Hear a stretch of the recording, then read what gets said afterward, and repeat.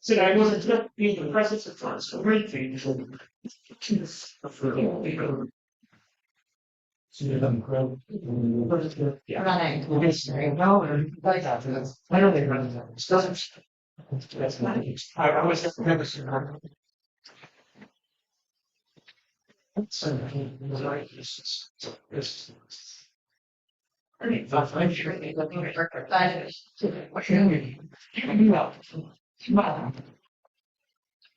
You know, you guys can.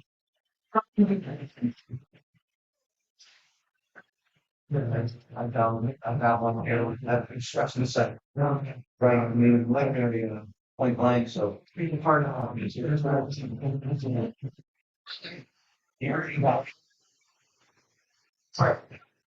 know what? I don't that because I came in just before you had they had both sides are open. It's really all figure. Slam. Decent best. Yeah, it's yeah, something like that. I think too much to do for all. That's it, right? Hello, everybody. I am so happy you're all here today to listen to our speaker. It's a pleasure to introduce Rob Baade. Rob has taught at Lake Forest College for 50 years, I believe is the number. That's it. And if you think of that in sports terms, back then, there was, let's see, Walter Payton was in college. ESPN didn't exist, and Babe Ruth held the all-time major league home run record. So it's quite a while ago. Since then, Rob has become a nationally renowned sports business expert. He's quoted often in the Wall Street Journal, New York Times, and other major outlets. And he's written a number of papers as well. And those include an evaluation of National Football League mega events, going for the goal, the economics of the Olympics, and financing professional sports facilities. And with the Super Bowl in Las Vegas in February, and for those of you who follow football, you know, even 10 years ago, that would have been an outrageous idea to have it in the gambling capital of the country. And with the Olympics in Paris next summer, and with the Bears considering moving to one of 6 or 7 cities that are making bids to build a new stadium, this is a great time to have Rob here to sort of inform us about what's happening and what has happened in the business of sports. So anyway, Rob, thank you for being here. Take it away. Oh, hello, everybody. I'm really delighted to be here. Maybe I'll start off by telling you my dirty little secret, how it is that I got to Lake Forest College. Some people find it interesting, but I was mentored as a student of international economics, and in particular, I specialize in international finance by a very famous international economist at the University of Wisconsin-Madison. And so he expected me to, and he was, I mean, he was like a second father to me. He mentored me in a way that I could not imagine having been mentored by somebody who was that recognized. But at any rate, I told him, and some of you might know Glenn Kane. Jerry, I'm sure you do. Glenn Kane, Professor Kane from the University of Wisconsin, who sat on the Lake Forest College Board of Trustees for quite a long time. And so, at any rate, I was a college basketball player. I wanted to continue coaching as well as teaching because I had a long love affair with sport. And so, and when I played collegiately, it was during a time when there was lots of racial unrest. One of our players was actually shot in the Cleveland riots. And so for me, it made an indelible mark because I was a captain of our team, and the coach really had asked me to do what I could to make sure the black students who left the team en masse would come back to the team. And without them, we were not a very good college team. I can say that. But at any rate, I decided that experience was such that I wanted to continue coaching and teaching. So I told my major professor that I wanted to coach college basketball, and it likely meant that I was going to teach at a small school. There were two schools in the country that gave me an opportunity to coach the men's team and to teach economics. One was Gustavus Adolphus in Minnesota, and then there was Lake Forest College. And so it turns out, Jerry, that your colleague on the board, Glenn Kane, said to me, Rob, if that's what you want to do, go for it. And so, and I was at Berkeley at the time, and so I told the people with whom I was working at Berkeley that yes, I'd likely just do this for a couple of years, scratch that itch, and then I'd return to my research institution and I would just do research. But my major professor said, you'll never get any research done at a small college. And he said, look, your time is going to be spent teaching, your time is going to be spent with governance, and you're not going to be able to do the kind of work that I prepared you to do. Well, the work I did early on was in international trade and international finance. But then I wrote a paper that was presented in New York and was called the sports tax. Somebody challenged me as an economist to devise a scheme that would enable us to undo some of the financial excess that we see in professional sport. And this person claimed that if people stopped going to games, that would solve everything. I said, not so fast. You know, when you consider, let's say, revenue for the NFL from gate, it's a small fraction of what it is that the NFL is actually generating in the way of revenue. Most of the revenue comes from the national television package. And so TV and now what we're calling local revenue is far more important to the NFL than gate. And so, in fact, you know, the joke among those of us who study such issues is that the NFL, every team could play in the studio and still make money. And that's true. And so there is just a lot of financial issues that captured my interest. So I wrote this paper called The Sports Tax. The New York Times happened to be there, the Wall Street Journal. And so they anointed me America's sports economist, which I was nothing of the sort at the time. I'd written one paper. But anyway, that moniker stuck. And so then I was asked to do more and more in the way of scholarship on the subject. And, you know, about 100 and some odd papers later, here I am. And so, and I made it clear to people that I talked to, I know Jerry very well, Tom, and so, of course, David. And so, but I'm happy to talk about anything relating to sport. My studies relating to sport are not confined to the Olympics, not the World Cup, but I do everything with regard to sport at this point, or pretty much everything. And so while I'll use this as an outline for our discussion today, feel free to ask me anything you want about where we are as it relates to the economics of sport, not only in the country, but in the world at this point. And I'll do my best to answer your questions. Well, let me just start. You know, do I need this? I can maybe put this up here and let's see how that works. Okay. At any rate, let me use this outline. I gave a speech uh, introducing the Olympic Games in Pyeongchang in 2018. And so, and the economics of them. And we had a lot of people there from other countries who were interested in hosting the Olympics. So the speech I gave was more a cautionary tale. Here's what you need to know if you're really going to get into this game. And so I wrote the speech was titled Maximizing the Economic Impact of the Olympic Games.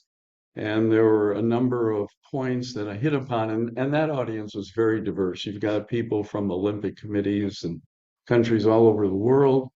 And they really do need some advice and seek advice on what they can expect, what they should provide in the way of subsidies and so forth from hosting. Okay, and so I thought, given the fact this audience is so diverse, now all of you here, I mean, I'm a trained mathematician, so I'm happy to get into as much detail as you want about some of this stuff, but I figured, well, maybe this will be a diverse audience too.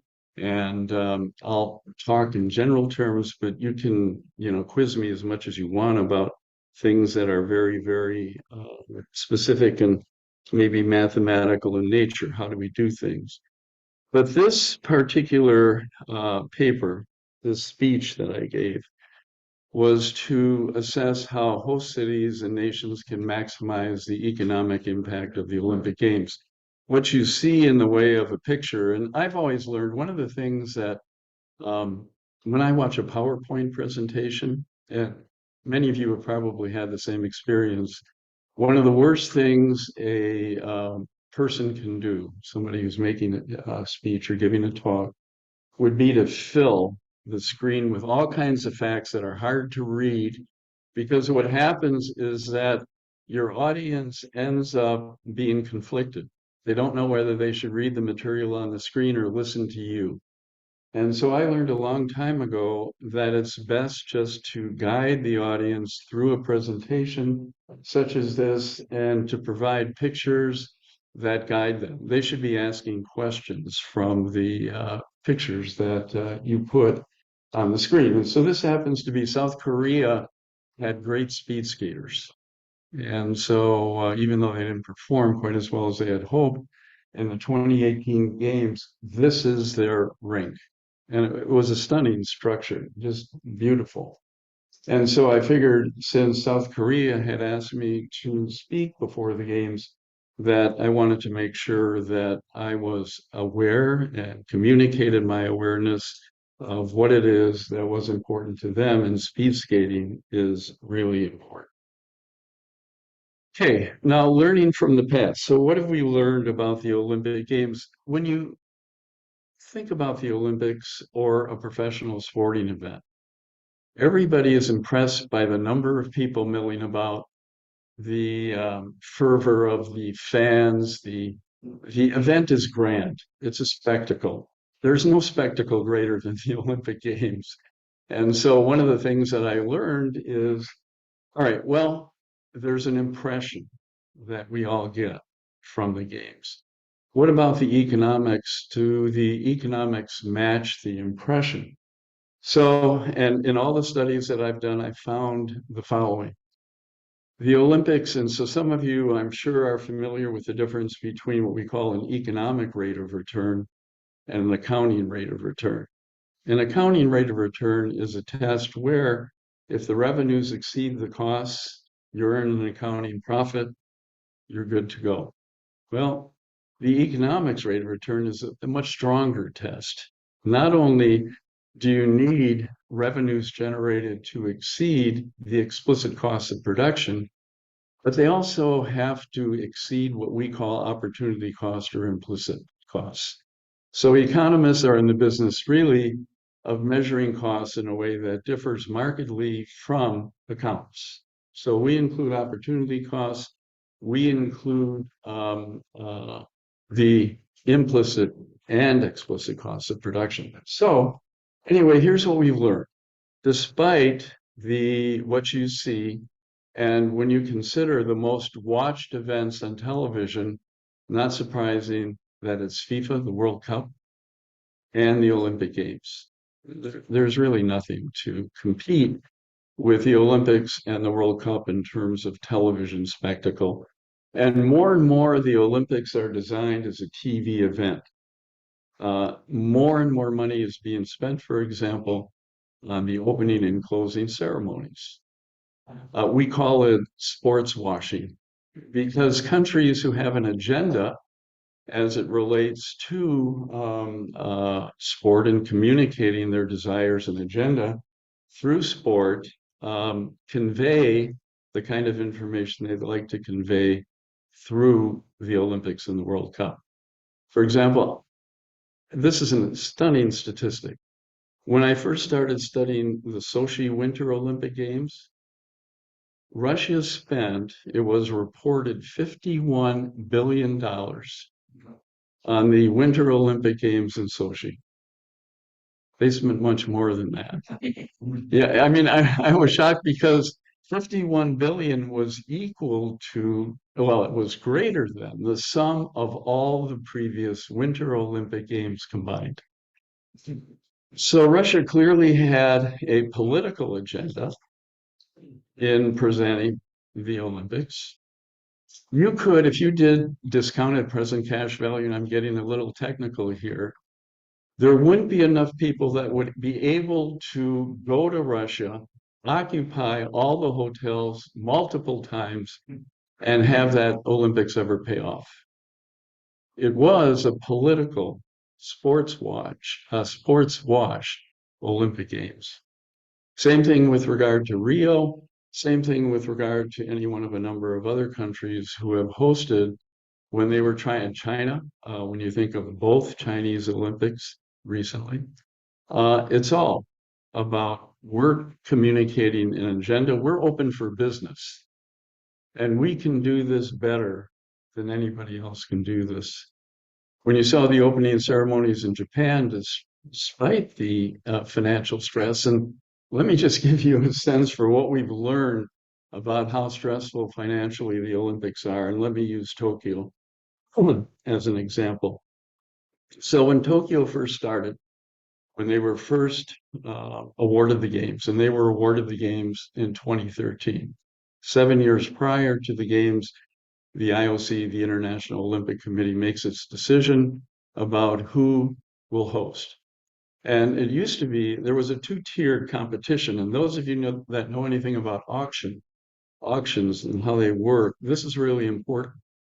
The two-tier mechanism was first, cities within a country compete with each other to become the nation's applicant city. Okay, and that's very expensive. I can remember when I was sitting in waiting rooms in Chicago for various television programs prior to the 2009 decision, when the Olympics were awarded to Rio de Janeiro and not to Chicago. And what a lot of people don't know is that we all predicted, we have scorecards that we keep, the economists team with whom I work, and we know who is best equipped to host the games and why. And so Chicago was far ahead of every competitor, Madrid, Rio de Janeiro. And so yet, it turned out Chicago was the first city eliminated. And so a lot of people didn't know, well, why is this happening? And I was actually in the green room at one of the television stations, and somebody came in and said, Rob, we're not going on air. And I said, well, what happened?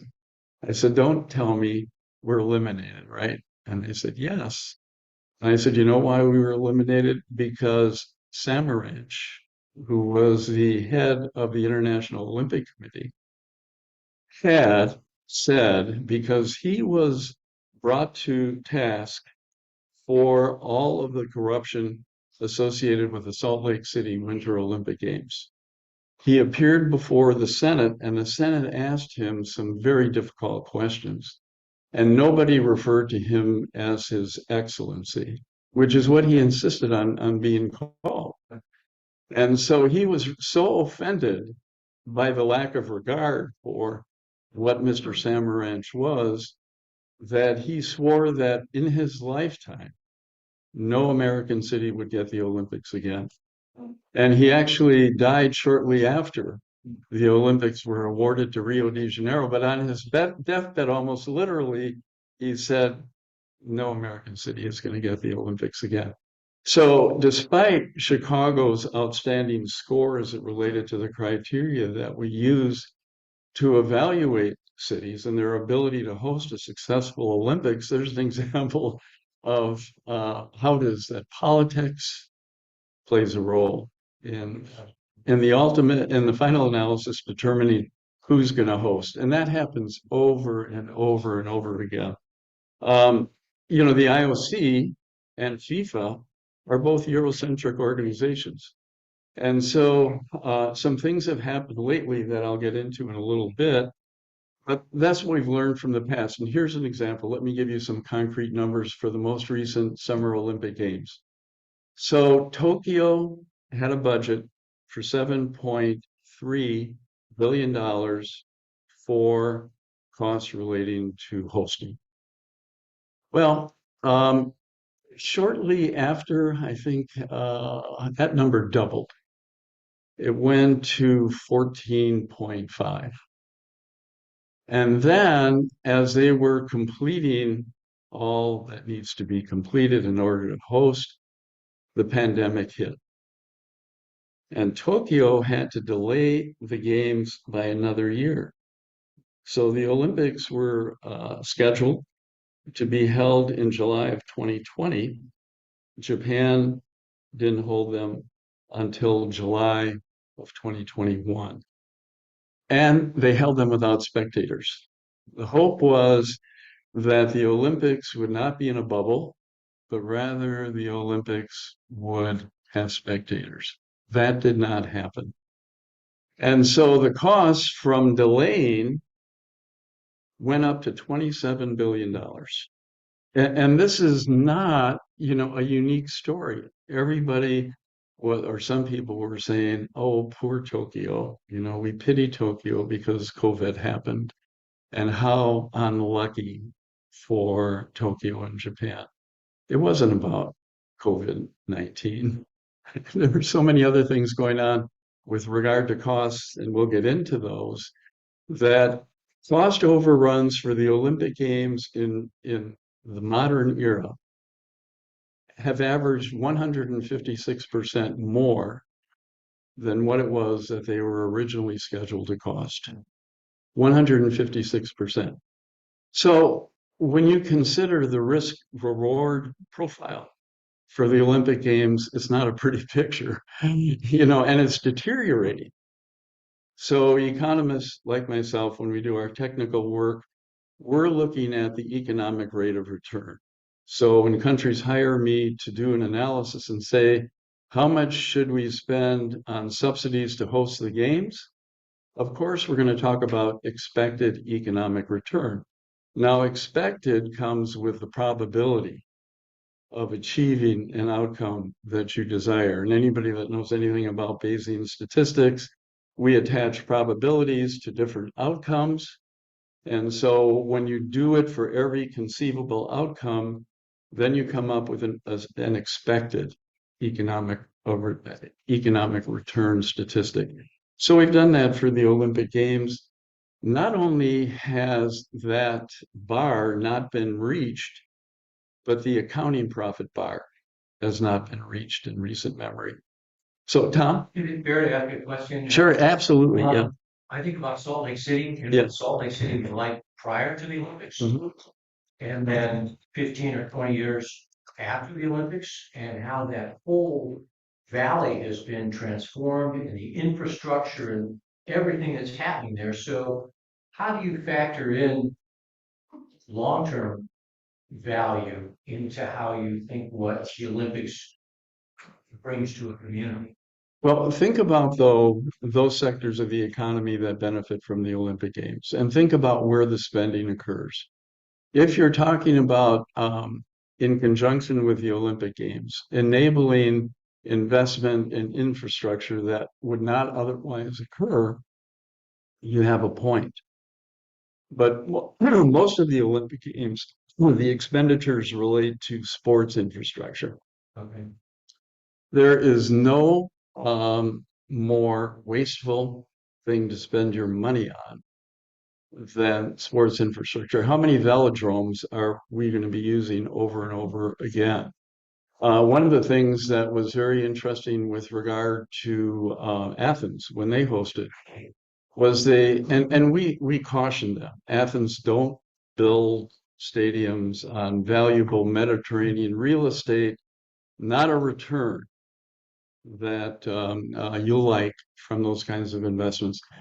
They built, and this is not meant to disparage anything with regard to women's softball, but this elaborate and expensive women's softball stadium on the Mediterranean. I'm going to show you a picture of that stadium in a minute, what it looks like now. But can you think of symbiotic relationships between stadiums, arenas, and a diverse urban economy? Parking lots come to mind. Well, when you think about occasional use of something like, by their very nature, stadiums and arenas are occasionally used facilities, how in the world are you going to develop a kind of symbiotic relationship that's going to allow for a long-term legacy, economic legacy? It doesn't happen. What you're describing, Tom, is, something that could happen, but still, when you add up the numbers and you look at growth statistics, and I'll get into that in just a bit, Salt Lake City has not changed in a way that economists would find economically significant. They've also been named, though, sorry for interrupting, but they were just named as the United States city for the next Winter Olympics. For the Winter Olympics. Yes. Yeah. But which is not a bad thing, which I'm going to get into in a little bit. But things just have to really fall. A lot of people point to Barcelona as the poster child of Olympic success. What a lot of people don't understand is that Barcelona remade itself. It was a tired industrial city prior to the Olympic Games. And so they had a huge developmental plan that encompassed almost every element of that urban economy, to include redeveloping the Mediterranean and the beautiful seashore in Barcelona and some other things in Barcelona. But after the Barcelona games, I spent a week in Barcelona and I went up to where all the venues were, and they're located on a hill above Barcelona. And I counted people. I counted for 3 days. I didn't count 100 people that came to that place, and those facilities were hardly being used at all. So the problem is you need to figure out a way, and it's a task that we all confront. How do we incorporate what we're building to accommodate the games into an urban economy to create a legacy of the sort that you're describing, Tom? The other interesting thing about Barcelona was that when you think about cities that were Barcelona-like, and you have to have a proper comparator when you talk about making city comparisons, Dublin came to mind. Dublin exhibited a growth rate that was exactly equal, if not a little bit more, than Barcelona's growth rate. So a lot of people, when I do professional sports, would say, and I puzzled about this for a while. So the big study I did was one where I looked at every single city in the United States, and I looked at what the impact of adopting a sports franchise was, what the impact of building a new stadium was, what the impact was of losing a team or losing a stadium. And so here's what I came up with. And the result, because I looked at every single city that had made a change from 1950 up to the time I wrote the paper, was that it must be these things add something to the economy. They didn't. What happened was the economic growth rates for cities that adopted what amounted to a sports development strategy, significantly less in almost every single instance than those cities that opted for an alternative strategy. Now, you might ask, well, how can that be? And I had to think about this for a while, but then all of a sudden it was one of those eureka moments when you go, oh my God, that's what happened. So think about and look at the roster for a professional sports team. One of the things that you're going to find, and this is becoming more and more true, is that those rosters are international in character. Look at the Blackhawks roster. Look at where the players live, and think about the fact that the CBA's collective bargaining agreements for most sports leagues require that players collectively get more than 60% of revenues created. Well, if players, and there are lots of absentee owners, lots of owners don't live in the cities in which they are hosting, they repatriate their revenues to their primary residences. So you create, when you adopt a sports strategy for development, automatic financial outflows. All right, contrast that to cities who don't adopt such a strategy. And usually the money for professional sport is not something that falls from trees, but rather people will reduce expenditures on other entertainment and amusement activities to spectate at a professional sports event. So what happens is you change the locus of spending, but you don't change overall spending. So you've got primarily resident fans spending money on players and owners who are not residents of the community. So for those of you that are familiar with economics, there's something called the multiplier effect. So somebody's spending becomes somebody else's income, and they spend that money, and that process goes on over and over and over again. As long as the businesses you spend money on are locally owned and operated, the money stays in the economy. There's a real issue when that money leaks from the economy. How does that relate to the Olympics? Who do you suppose captures the majority of revenues, appropriates the majority of revenues from the Olympic Games, for example? Well, they spend the money. The IOC appropriates most of that money. So when you think about cities, there's relatively little left for them.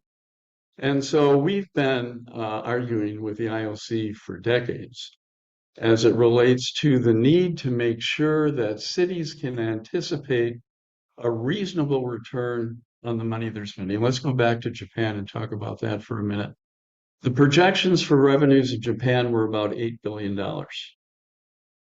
Well, that covered the initial cost, 7.3 billion. Certainly was nowhere near 14.9 and was dramatically eclipsed by the 27 billion. And so when you think about that and you think about this deterioration in the risk reward profile and a deterioration in the economic rate of return, what's happened as a consequence? Fewer and fewer countries and cities are willing to host. Yeah, yeah. Christina, right? Okay. How do you think the LA model where they're gonna reuse? Oh, LA's, yeah. I'm going to get into that, but you raise a really interesting question. I might as well get into it now. And then, Bob, I'll take your question. But think about LA. Everybody said, well, LA was dramatically successful in the 1984 games. Dramatic success, when you look at the numbers, was somewhere around $400 million in accounting profit. Some of you may remember the name Peter Uberoth. And Peter Uberoth introduced something that was very important for the Olympics, something called corporate sponsorships. There was something else that people do not remember about how unique Los Angeles was. And Los Angeles was so unique because Los Angeles was the only city bidding on the Olympics for 1984 for a variety of reasons. One of which, if you remember, Jimmy Carter, when he was president, kept American athletes or encouraged American athletes not to participate in the 1980 Olympic Games. Part of the fascination with the Olympics, of course, has to do with politics. The competition between the United States and the old Soviet Union was something that was played out on the playing fields and basketball courts and so forth. And so when Russia was rejected by the United States and that political drama was not part of the 1980 games, Russia responded in kind. So Los Angeles was the only city bidding for the Olympic Games. And so when you think about, and the IOC and FIFA rely on this, they rely on this two-stage auction process where first you've got a national competition to identify a host city. And then once countries identify who's going to host, then you've got competition among the applicant cities.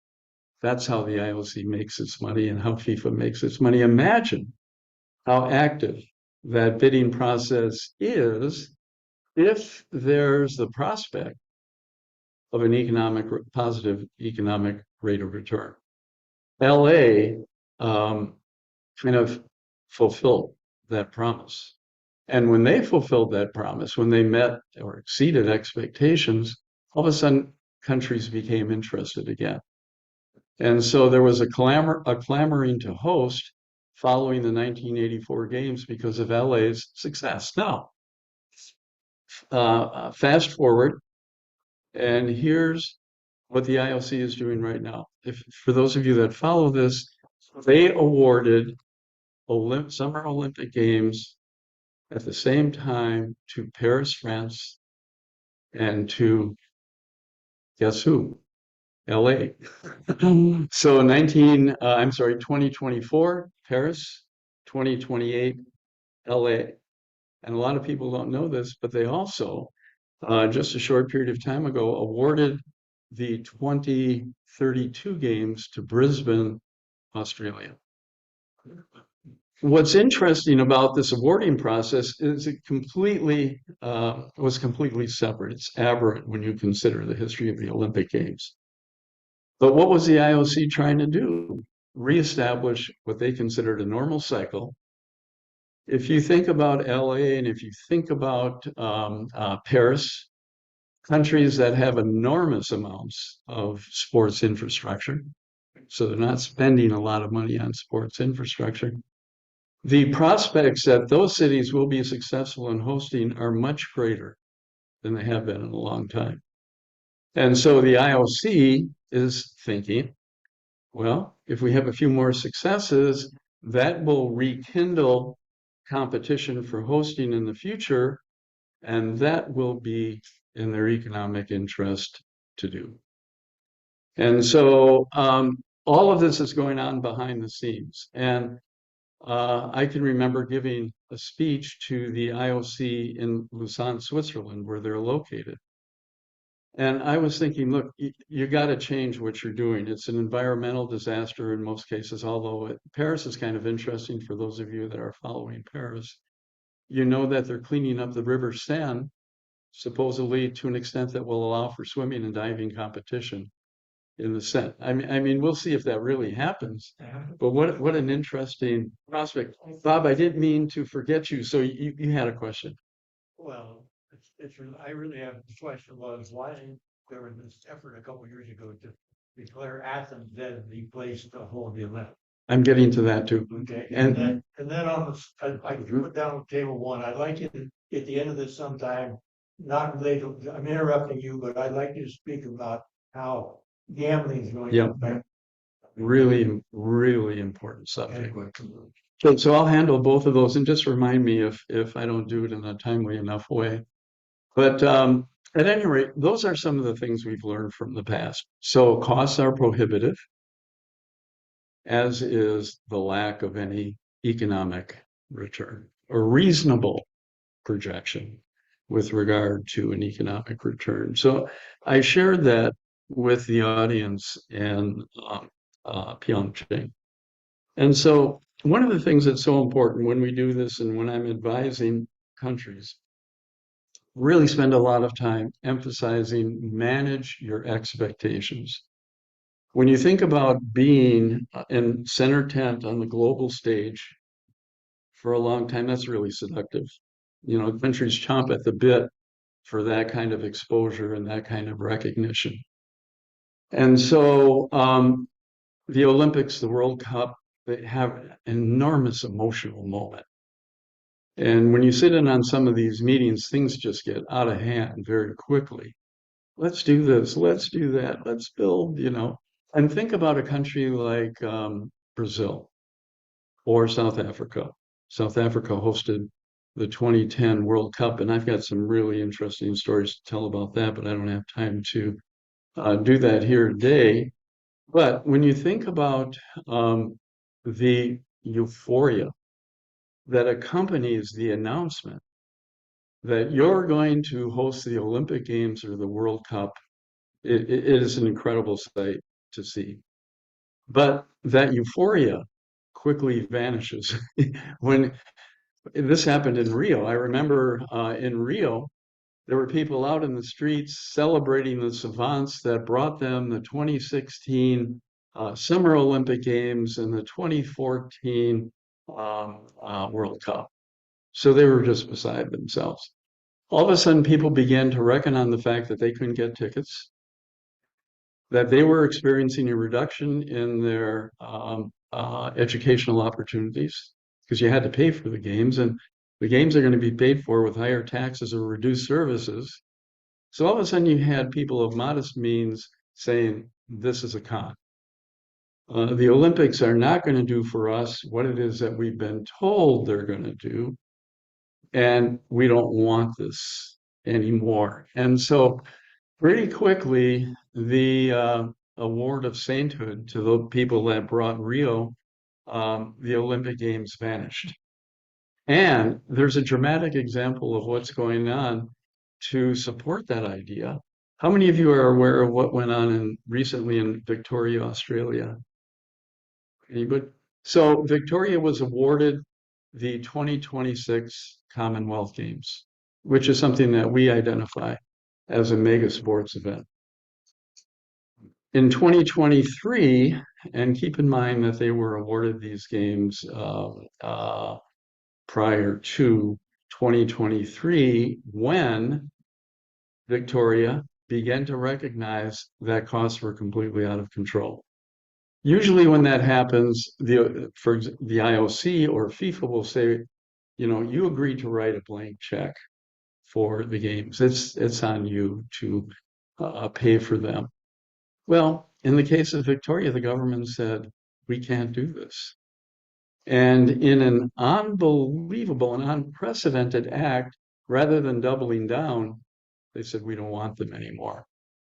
And the games have not coincidentally gone to Brisbane. And so now Brisbane is going to host the 2032 Olympic Games. And why is that important? Because of the existence of sports infrastructure. Brisbane will have sports infrastructure. So autocracies for a while were being awarded the Olympic Games, witness Russia and BRICS countries. When you think about Brazil and Russia and India and China, they had significant interest in hosting mega sports events. And why? Because the BRICS countries were saying, we don't get enough global attention. Our contributions to the global economy not recognized in the way that they should be. So we're agitating for change, and we're going to do it through the Olympic Games. Okay. But anyway, one of the things that you see with regard to the Olympics is it can be, the chances of success are much greater if you have sports infrastructure in place. If you don't have sports infrastructure in place, you're going to have a problem. So Tom asked before about creating lasting and real legacies. The first picture, the picture on the left of the screen, is in China. And so we all know, and economists recognize now, that those cities that do better hosting a mega sports event are cities that build infrastructure that has meaning for the economy. Better roads, light rail. The other pictures, Vancouver. And remember, Canada hosted the Winter Olympic Games, British Columbia did. And so, of course, I dramatize this by a little bit of selection bias there. But think about the light rail, which is so important. And think about airports. A lot of countries build new airports to accommodate the games. And those are things that are encouraged because they do help create a legacy. If you spend all your money building sports infrastructure, one great example of that is in Amazonia in Brazil. They built because the FIFA requested it. And they mandate what it is that countries need in terms of the number of stadiums and the amount of people that can be seated in a stadium. Well, Amazonia is a country that's is a state that's sparsely populated. Amazonia has a club team, that's a pretty good club team, but they attract 4,000 or 5,000 people to a game at best. We built this 40,000 seat stadium in Amazonia at a cost of several $100 million to accommodate 4,000 or 5,000 fans. And so this infrastructure issue arises over and over again. And the big challenge for countries hosting is what are you going to do with these sports facilities? The corruption, transparency. Think about the political fracture that creates.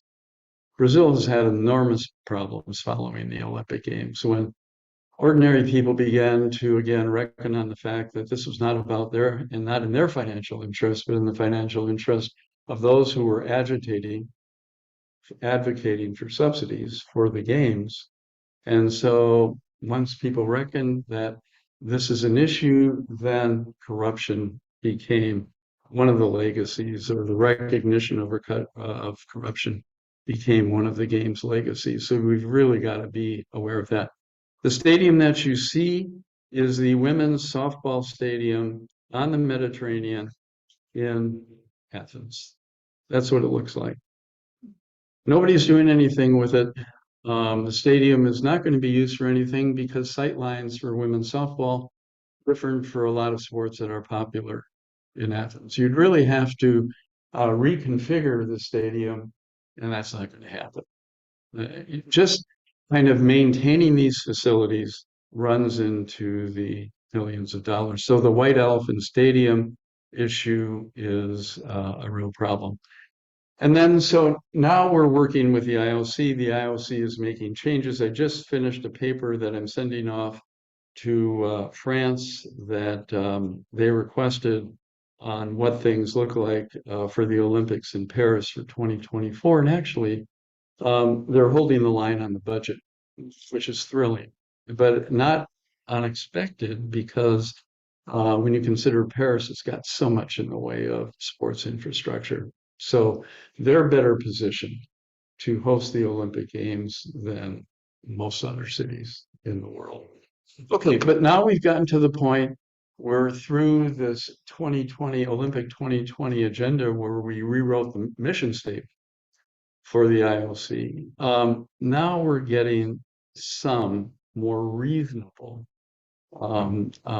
compromises, I think, that the IOC has made. For example, the bidding process is gone, the two-tier bidding process.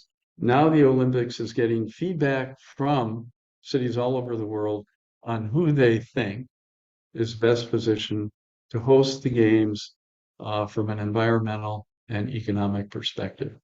So that decision making for the moment is out of the hands of the IOC and been put into the hands of national political bodies. And we see that as a major change. You know, even for bidding for the games, a lot of people don't know this. New York was bidding for the Olympics at one point in time. Do you know what it cost them to host the IOC and to, again, market themselves so that they would be selected? $500 million. Just for the right to be selected. So there are all these issues. All right, now, Bob, I want to get to your question because it's a really important one. A lot of people have asked questions regarding gambling. We knew this was coming 10 years ago and even before then. Do you think any professional sports league is going to allow for the outside world to expropriate the revenues from gambling? Absolutely not. When you consider the amount of money that is wagered on sporting events, the NCAA basketball tournament comes to mind. And my wife is an attorney, and I won't mention the firm, but within that office, everybody's betting on the Olympics when it was outlawed. You know, I mean, not on the Olympics, on the NCAA basketball tournament. Everybody had their brackets and was occupied with gambling. Well, and then Las Vegas. Think about what's going on in Las Vegas. All of a sudden, Las Vegas, which was anathema when the professional sports leagues were considering where to expand next, clearly Las Vegas is a candidate. Well, as I said, it was anathema to even talk about Las Vegas. Why? Because it was too close to the gambling industry. When you think about what sports is in terms of, from the point of view of an economist, it's what we call a jointly produced activity. You need teams competing against each other or individuals competing against each other. The game outcomes are what drive interest. If fans lose confidence in the integrity of contests, where are we? Because if you can't believe that the outcome was in fact the consequence of fair and legitimate competition, but rather were the result of bets, where are you? And we know that betting for a long time has been much more a part of what we see in the way of outcomes in commercial sport than a lot of people expected. Just out of curiosity, anybody know what sport is other than boxing? You know, we can talk about boxing, but what sport do you suppose is most easily compromised?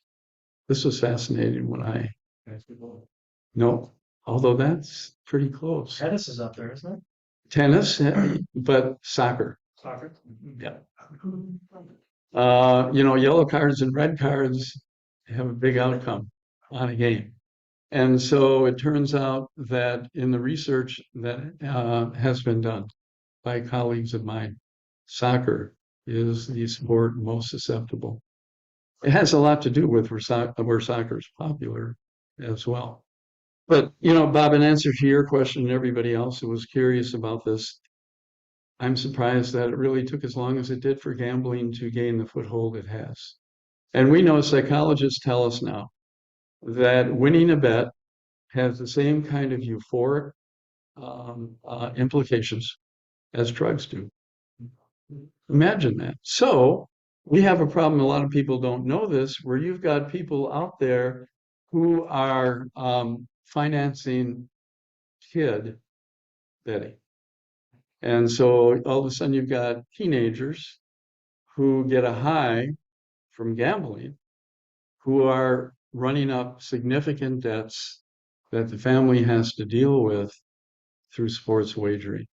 And one of the things all of you probably have noticed this, but if you watch sporting events, you see more and more advertising for FanDuel, and it's just unbelievable. It's so pervasive. And we knew when you study the evolution of the American sports stadium, the evolution is all related to economics, luxury seating, luxury amenities in terms of food options and drink options and so forth, are what has driven this new generation of stadiums, not only in the United States, but throughout the world. Gambling is going to be a growing part of what we see in the way of this economic evolution in the construction of stadiums and arenas. In fact, when I first wrote that very first paper, I said that this is not about physical obsolescence of stadiums and arenas. It's about economic obsolescence. Pushed by leagues, because leagues, if they're going to engage in more comprehensive revenue sharing, they have to make sure, if they're going to convince teams in New York, for example, or LA, that they should share revenues, which are far greater than they would be for Milwaukee, Wisconsin, that everybody has to be pulling their weight with regard to state-of-the-art stadiums as defined through revenue generation potential. Right now, Milwaukee, the Chicago White Sox are going through what we went through, doesn't seem like all that long ago. New stadiums are being, or renovated stadiums are being clamored for. Why? Teams are clamoring for them because it means more revenue. It's not cynical to say that. And I remember the owner, I think it was of the Florida Marlins, once said, look, if the public is going to give me a bunch of money, you think I'm going to turn it down? And so that's the reality of it. And leagues maintain an imbalance between supply and demand. And I think, as most people know, if demand exceeds supply, then buyers have a problem. Sellers are winners in that negotiation. And that's the issue. As long as there are more cities out there that want a professional sports presence, then there are teams, then you can expect to see these generous stadium deals. That explains why these generous stadium deals have occurred. And it's going to continue. If new revenue streams are discovered, and if some teams are put in a better financial position because of it in this free agent era, of course they're going to take that money. And of course they're going to renovate stadiums that will enable them to garner more in the way of revenue. And that's not something that people don't typically, I think, understand. Well, that's how professional sports leagues operate. Why is Las Vegas getting now the Athletics as well as the Raiders and the hockey team? Because they're offering better deals and the potential for greater revenues for teams. It's not more complicated than that. Okay, so gambling, Bob, really important. Bears watching, and I think we've really got to spend a lot of time thinking about what we're going to do with kids who are being addicted to gambling on sport at this point. I mean, that is a growing issue. And when you see all that advertising on television, I don't think it really surprises anyone. So I think you touched on this, but is that money gonna finally flow to the teams, Is it going to? flow to the teams? Oh, sure. I mean, Yeah. it's almost there. Yes. Yes. And it does flow to the teams. And when you think about a lot of luxury amenities, here's an interesting thing for those of you that like economics to ponder. We have something called local revenues in sport, and that would be revenue from luxury boxes and luxury amenities. And so that is something that is appropriated by the team in that locale. Jerry Jones, the owner of the Dallas Cowboys, is well known for his stance when it comes to local revenues. He didn't want to share advertising revenues with the NFL for certain games and for certain teams because Jerry Jones said, look, we're the ones that are responsible for these advertising revenues, not the afterthoughts in Oakland or some other place. And so, and while he's probably right, if leagues don't take steps to ensure that, again, everybody's pulling their weight, more comprehensive revenue sharing, which leads to more intense competition, which heightens fans' interests, won't occur. So, but yeah, Bob, yeah, this money not only will it flow to teams, but it will also be appropriated by them if those revenues are considered local. For those of you that know something about the NFL, you know the NFL has a 60-40 revenue sharing arrangement. 60% of the revenues, home team, 40% visitors. Well, if local revenue is entirely the province of the local franchise, you get rid of that 40% tax. What owner doesn't want that to happen? And so if gap is included in local revenues, it's got real interesting implications that we're paying attention to. Your first name again is Lisa. That's right. Okay. I think it's interesting that each player has to pay taxes in each city where they play. That wasn't always the case. It is fascinating. I mean, think about police officers, and so forth. They're usually required to live in the city in which they earn their living. Why should it be different for professional athletes? But the big problem for professional sports and why it doesn't create the kind of economic impact we would expect is because that labor market is international in character. The minute a player repatriates their earnings to their primary residences, that money automatically flows out of the community. Why? Because the studies that we do indicate that the fan base is almost entirely from a 25-mile radius from a stadium, which means you've got local residents paying the salaries of players and absentee owners, and those monies flow to their primary residences. And so once I looked at that financial outflow, that was a eureka moment. I understood why sports development strategies are not nearly as effective as using a different mechanism as catalysts for economic growth. Tom? Um, To switch gears, you started out, Rob, talking about college sports. Yeah. And is it your sense, certainly my sense, that sort of big time college athletics, particularly the two revenue Yeah. sports, basketball and Yeah. football, have become, are becoming disaster areas because of the licensing deals? Oh, And players going to yeah, the schools where they can, in some cases, make seven-figure. absolutely. So we're talking about nil.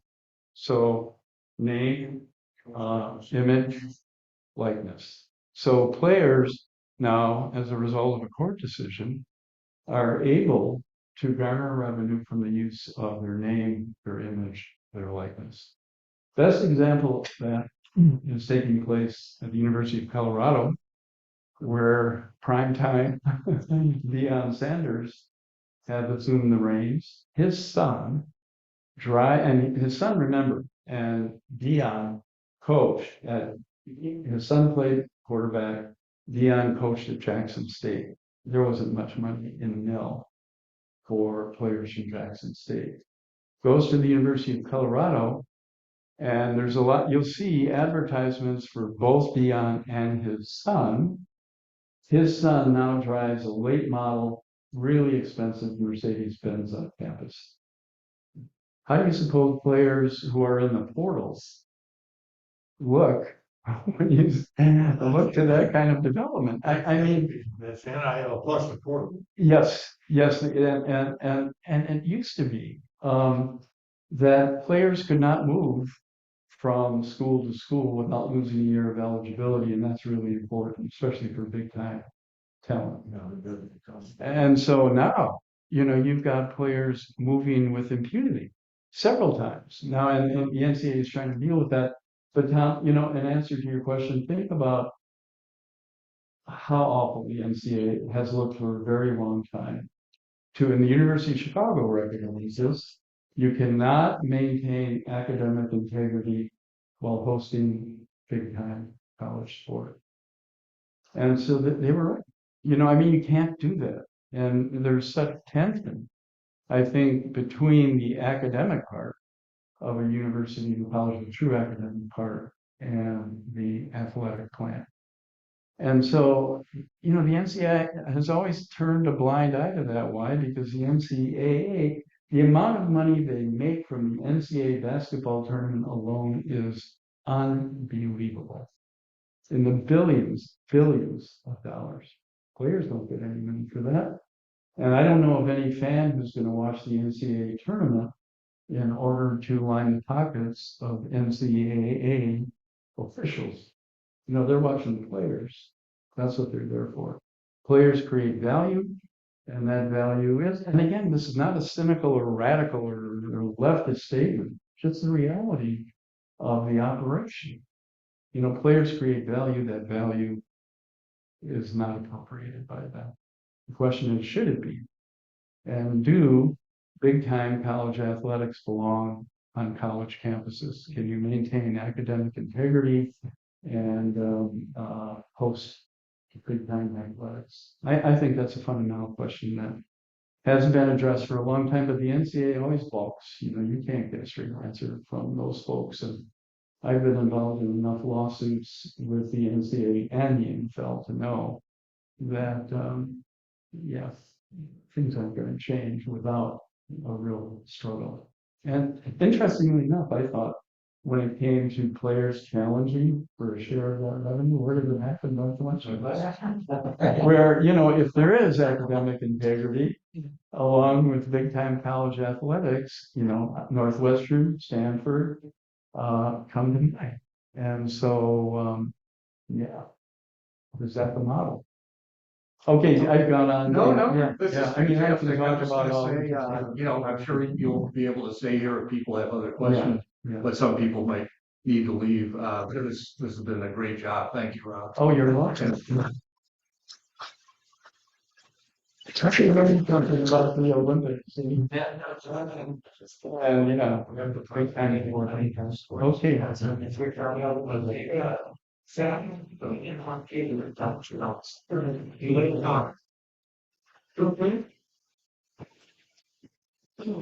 Overhead block. I have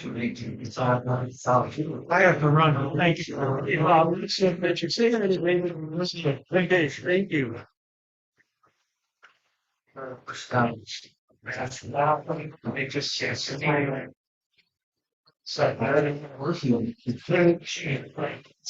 What's your here, you're like a goblin, little white. Won't eat you for saying that. Please tell me why love your show. I saw this from you about this progressive cheating. Thank you. Jump it off. I really enjoyed it. And originally, my church is not. A good friend of mine, from joined us lately. Four. You need my like our house. So he sends his regards on the rest of the good joiners. Tell him that they're good interested. Just status that one. What? It's a staggering about this. Structures we can think out. No. I don't want to say it's too long. Yes. I can tell you.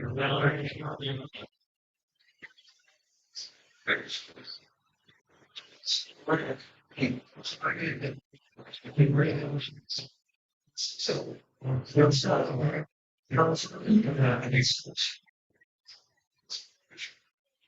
millionaires, it's a middle of the line, maybe it's yeah, basically, you're still seeing your swag, your logo. It's very interesting. Monetized all that. I don't know how they the numbers that get assigned in to me. It's actually still going to be great. Basically, it's not a customer here. And I said, it is. Yeah, they're just, hey, this is, yeah.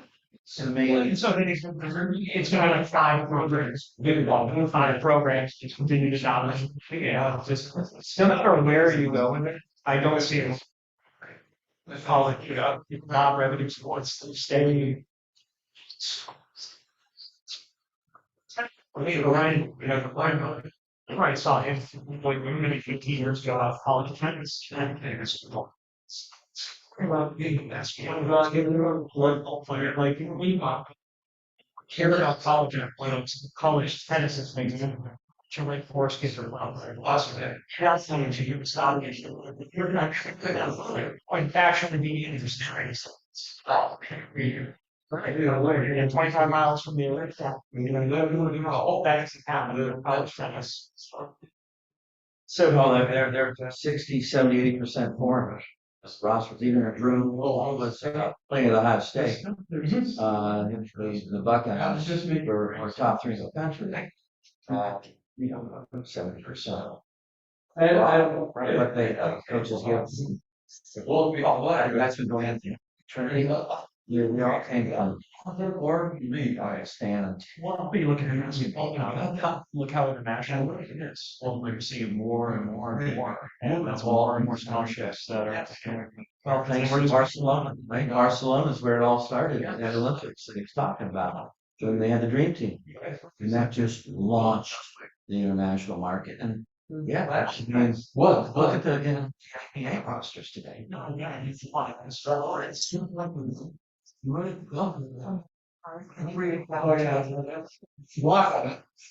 the FanDuel kickback, they got a with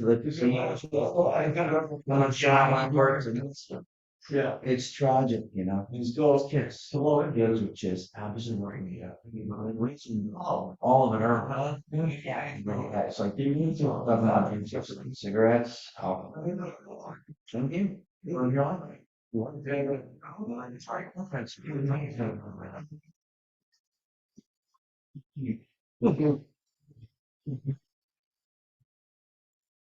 So, one of those pies. If you got superstars, they're going to see watching what they do. Yeah, which is how you come through the trash. Another one.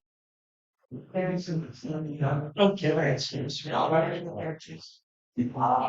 interesting. Yeah, like there isn't a child, a male child that was not gambling like at the age of. Really? Yeah.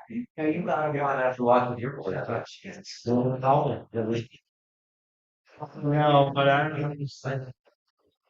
It's just that we can just be so sort of thing. But if I the accessibility and the ease of the amount, you know, I mean, I did. Yeah. We How? correct. I like we used to gamble, you know, poker night or something, but it was $10 was like if you have then they call me, so come I didn't realize. I had no idea this is a thing. Jim Langdon would he would get in his car, it's his car. Yeah. And he would scroll, he'd get on the top of his book, Colgate versus Boston College, boom, boom, boom, he'd go down 20 games and then we could talk, but if he had his phone, you know, it's all changed since then. Yeah. Right. And My God. he would gamble on anything. Oh, yeah. I heard guys on that. Put a nickel on that, dime on that, which is 10 grand. You know. Yeah. Okay. Yeah, Yeah. Geez. No, it's coming. Yeah, look, Heidi's son, he got, he's like 24. yeah. And you know what, when the game on, there's a game on TV, and it's stress. Yeah. And, oh my, I mean, she's, Yeah. just, they're in all that. Well, and then you are at that same high unless you've got a little bit more. With They always lose, and so then it's like trying to cover the loss, and then you really get into trouble. The house always been what, 2-3%, and then eventually, turns out that you have got. Fees just leave the house.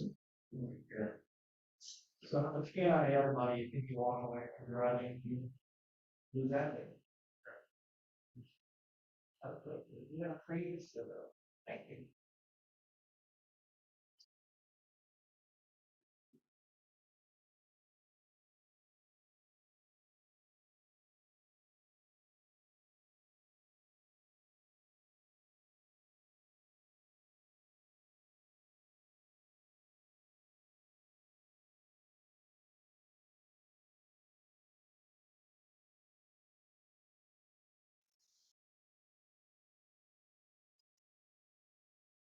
It's perfect time to live.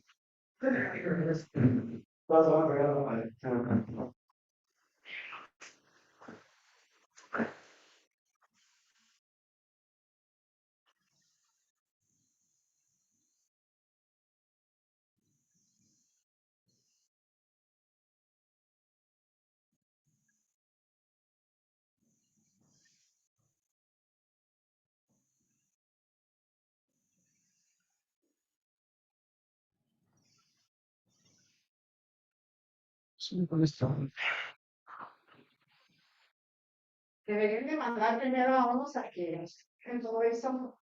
Pues sí. ¿Sabes que la cocina los va a hacer nada? Ahorita le voy a decir. No sé cómo poner esto.